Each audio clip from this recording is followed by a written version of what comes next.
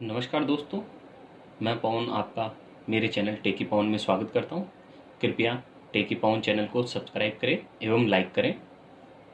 आइए आज के टॉपिक पर चलते हैं। आज का टॉपिक है फॉर्म्स या टाइप्स ऑफ मार्केट, बाजार के रूप या बाजार के प्रकार। सबसे पहले देख लेते हैं बाजार क्या होता है। पहले बाजार एक स्थान होता था, लेकिन जब से ऑनलाइन मार्केट आया है ये परिभाषा से शब्द हटा दिया गया है स्थान, क्योंकि अब बाजार कोई स्थान नहीं है।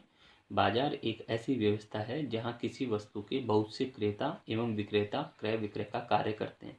यह कार्य ऑनलाइन भी हो सकता है और ऑफलाइन भी हो सकता है। अब देखते हैं बाजार के रूप। पहला कॉलम बाजार ढांचे को बताता है, दूसरा कॉलम विक्रेता की प्रवेश संबंधी बाधा को बताता है, तीसरा कॉलम विक्रेताओं की संख्या को बताता है, चौथा कॉलम क्रेता के प्रवेश बाधाओं को बताता है और पांचवा कॉलम क्रेताओं की संख्या को बताता है। तो सबसे पहले पूर्ण प्रतियोगिता में विक्रेता की प्रवेश की बाधाएं नहीं होती हैं, जबकि एकाधिकारात्मक प्रतियोगिता में भी बाधाएं नहीं होती है। अल्पाधिकार में बाधा होती है विक्रेता की प्रवेश की, वो प्रवेश नहीं कर पाता है।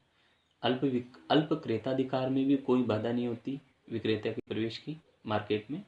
एकाधिकार में बाधा होती है कि कोई प्रवेश नहीं कर सकता है।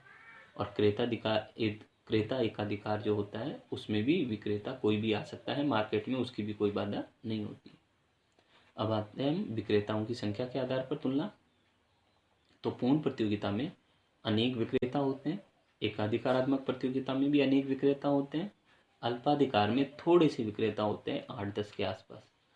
अल्प क्रेताधिकार में अनेक विक्रेता होते हैं, एकाधिकार में केवल एक विक्रेता होता है और क्रेताधिकार में अनेक विक्रेता होते हैं।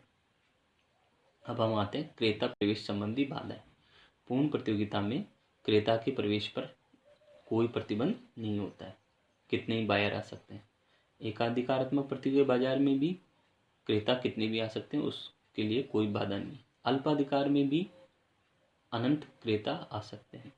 अल्प क्रेताधिकार में क्रेता की प्रवेश की बाधाएं होती हैं, वहां लिमिटेड ही ग्राहक होते हैं। एकाधिकार में भी क्रेता की प्रवेश संबंधी बाधा कोई नहीं होती, वहां पे भी अनेक क्रेता होते हैं। और क्रेता एकाधिकार में वहां बाधा होती है, वहां क्रेता नहीं आ सकते हैं मार्केट के अंदर, वरना एकाधिकार टूट जाता है क्रेता का। फिर क्रेता की संख्या। पूर्ण प्रतियोगिता में अनेक क्रेता होते हैं, एकाधिकारात्मक प्रतियोगिता में भी अनेक क्रेता होते हैं, अल्पाधिकार में भी अनेक क्रेता होते हैं, लेकिन अल्प क्रेता एकाधिकार में थोड़े से क्रेता होते हैं किसी वस्तु के। एकाधिकार में वस्तु के अनेक क्रेता होते हैं और क्रेताधिकार में केवल एक क्रेता होता है। जैसे मोनोपोली में एक विक्रेता होता है, वैसे ही मोनोपोली में एक क्रेता होता है।